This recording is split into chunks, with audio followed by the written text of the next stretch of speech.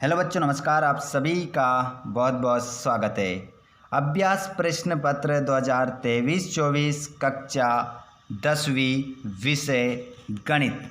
अभ्यास प्रश्न पत्र का ये सेट ए है, हिंदी और इंग्लिश वर्जन में 75 नंबर का अभ्यास प्रश्न पत्र गवर्नमेंट के माध्यम से आपको प्रोवाइड करवाया गया है, जिसका सॉल्यूशन हम इस वीडियो में करने वाले हैं। तो जितने भी दोस्त हमारे अभ्यास प्रश्न पत्र का सॉल्यूशन देख रहे हैं, क्या बच्चों आप लोगों ने अभ्यास प्रश्न पत्र का सॉल्यूशन कर लिया है? किन किन बच्चों को पेपर मिल चुके हैं, कमेंट बॉक्स में ज़रूर बताएं। बच्चों चलिए हम स्टार्ट करते हैं अभ्यास प्रश्न पत्र 2023-24 का सॉल्यूशन। मैथमेटिक्स का आपका पेपर है, सेट ए है, सब लिखा है यहाँ पर आप देख सकते हैं और इसके आंसर मिला लीजिए। पहला प्रश्न आ जाइए स्क्रीन पर, देख लीजिए। पहला प्रश्न आपका देखिए, संख्याओं 5 और 10 का महत्तम समापवर्तक HCF होगा।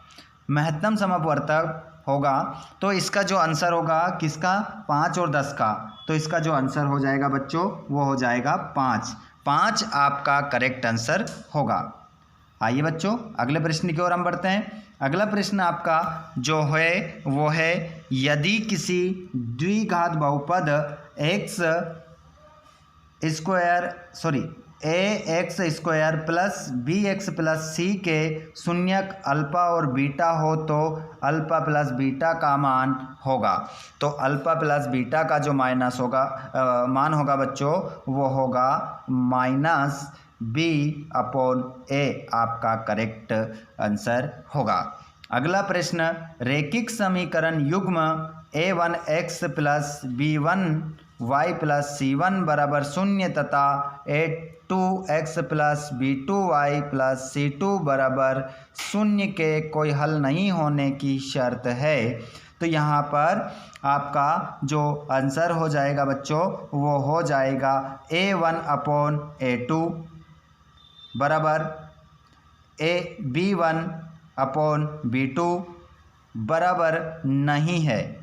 ठीक है, तो यहाँ पर बी ऑप्शन आपका करेक्ट हो जाएगा, c1/c2 के बराबर नहीं है। अगला प्रश्न आप देखोगे बच्चों, चौथा वाला, AP 1, -1, -3, -5 में सर्वांतर है। तो इसका जो सर्वांतर हो जाएगा -2, आपका करेक्ट आंसर होगा। अगले प्रश्न को देख लो, यदि किसी त्रिभुज की एक भुजा के समांतर अन्य दो भुजाओं को भिन्न भिन्न बिंदुओं पर प्रतिच्छेद करने के लिए एक रेखा खींची जाए तो ये अन्य दो भुजाएं एक ही अनुपात में विभाजित हो जाती है। इस कथन को निम्नलिखित नाम से जाना जाता है। तो बच्चों इस कथन को हम जो जानते हैं वो जानते हैं आधारभूत आनुपातिकता प्रमेय, इसे हम कहते हैं। अगला प्रश्न आपका छठा वाला देखिए, बिंदुओं ए कोष्टक में आपका 1, -2 और b कोष्टक में -3, को मिलाने वाले रेखाखंड के मध्य बिंदु के निर्देशांक होंगे।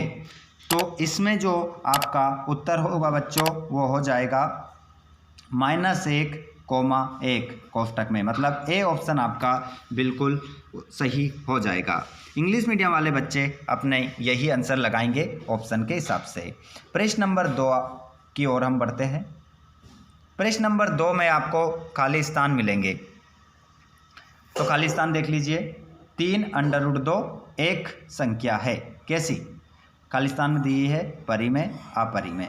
तो यहाँ पर अंडर में 2 है, 3√2 एक संख्या है, तो आंसर क्या हो जाएगा, अपरिमेय संख्या है।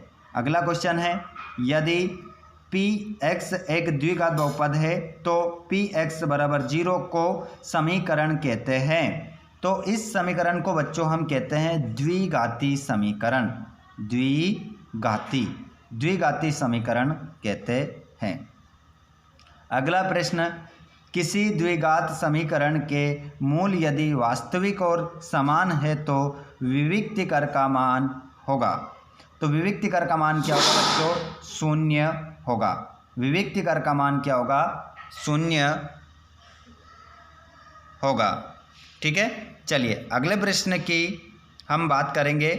तो अगला प्रश्न है आपका समांतर श्रेणी a, a plus D, a plus 2d, a plus 3d, का 10वां पद होगा। तो इसका जो 10वां पद होगा बच्चों वो होगा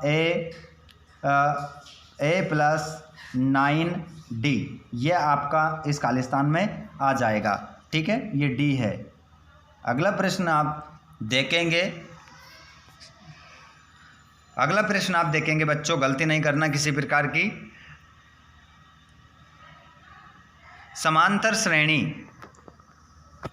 ये तो गया ना अपना। अगर नीचे वाला देखिएगा, वे सभी आकृतियां जिनके आकार समान होते हैं परंतु इनके माप समान होने आवश्यक नहीं, आकृतियां कहलाती है। तो ये जो आकृतियां होती है बच्चों वो कहलाती है समरूप कहलाती है। अगला क्वेश्चन, बिंदु 0,4 अक्ष पर स्थित है। तो इसका खालिस्तान में आ जाएगा y अक्ष। y अक्ष आपका सही उत्तर इसमें होगा, y अक्ष। लास्ट वाले प्रश्न में जो आंसर होगा आपका y अक्ष होगा। अगला प्रश्न आपका जो होगा वो प्रश्न नंबर 3 होगा, जिसमें आपको क्या लिखना है बच्चों? सत्य बताना है। देखिए, मैं जिसमें ऐसा निशान लगाऊंगा उसमें आप क्या लिखोगे? सत्य लिखोगे, और कट का निशान लगाऊंगा तो असत्य लिखोगे। चलिए पढ़ते हैं। तो यहाँ पर यदि a, b, c a p में है तब b बराबर a प्लस c/2 है। तो यहाँ पर क्या ये बात सही है? तो इसमें क्या लिखोगे? पहले में आपका सत्य हो जाएगा। ठीक है, क्या लिखोगे? सत्य। अब मैं निशान लगा के बताऊँगा आपको। किसी निश्चित घटना की प्रायिकता का मान 1 होता है, सत्य। गोले का संपूर्ण पृष्ठ बराबर πr² होता है जहां r गोले की त्रिज्या है, तो इसका आंसर क्या हो जाएगा? सत्य। किसी वृत्त की अनंत स्पर्श रेखाएं हो सकती है, सत्य। ठीक है, और जो 5वां है आपका वो भी क्या हो जाएगा? सत्य हो जाएगा। और छठा जो है आपका असत्य रहेगा। ठीक है, तो इस प्रकार सत्यापत्ति आप कर लेंगे। उसके बाद हम बात करेंगे जोड़ी की।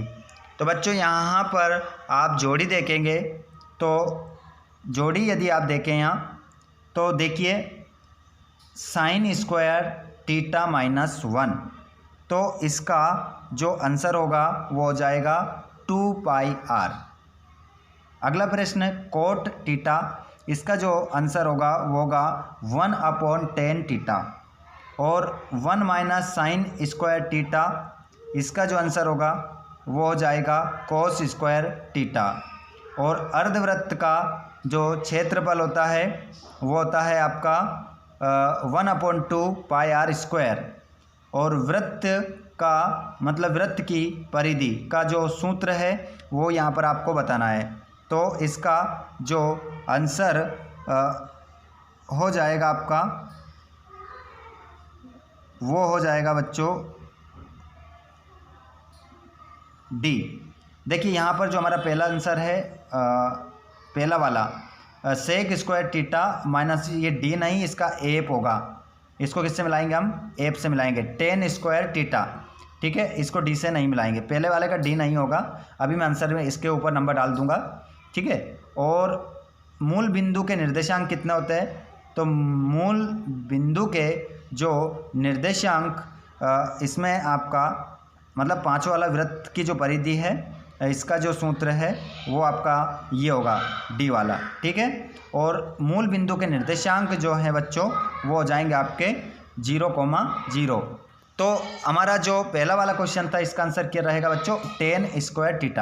माफ़ कीजिएगा, शुरू में मैंने ध्यान नहीं दिया और गलती से एप से मिलाने की जगह डी से मैंने आपको यहाँ पर मिला दिया था, है ना। तो सभी बच्चे इसको गलत ना करें। आंसर एक बार फिर मिला देता हूँ। इसको किससे मिलाओगे? एप से। और इसको आप ए से मिलाओगे और तीसरे को जो मिलाओगे वो आप ई से मिलाओगे और चौथे को जो मिलाओगे सी से और पांचवें को आप बच्चों डी से मिलाओगे और छठे को आप बी से मिलाओगे। ठीक है, गलती मत करना। देखिए इंग्लिश मीडियम वाले बच्चे अपनी जोड़ी देखेंगे इसी प्रकार से। एक शब्द में उत्तर हम देंगे, यहाँ पर एक शब्द में उत्तर देंगे। तो पहला प्रश्न आपसे पूछ रहा है कि एक शब्द एक वाक्य में उत्तर देना है। पहला, क्या सभी समद्विबाहु त्रिभुज समरूप होते हैं? तो यहाँ पर आपको बताना है हाँ या ना। क्या सभी समद्विबाहु त्रिभुज समरूप होते हैं? तो बच्चों इसका जो आंसर होगा आपका बता देते हैं नहीं। इसका आंसर क्या होगा? नहीं आप इसमें लिखोगे, नहीं होते हैं। पहले का आंसर हो गया। यदि 10 मीटर ऊंचे एक वृक्ष की छाया 10√3 मीटर है तो सूर्य का उन्नयन कोण कितना होगा? तो दूसरे का जो आंसर होगा वो होगा 30 डिग्री। अगला प्रश्न, द्विघात समीकरण ax² + bx + c = 0 के विविक्तीकर का सूत्र लिखिए। तो इसका जो सूत्र होगा बराबर d बराबर आपका b² - 4ac आपका उत्तर होगा।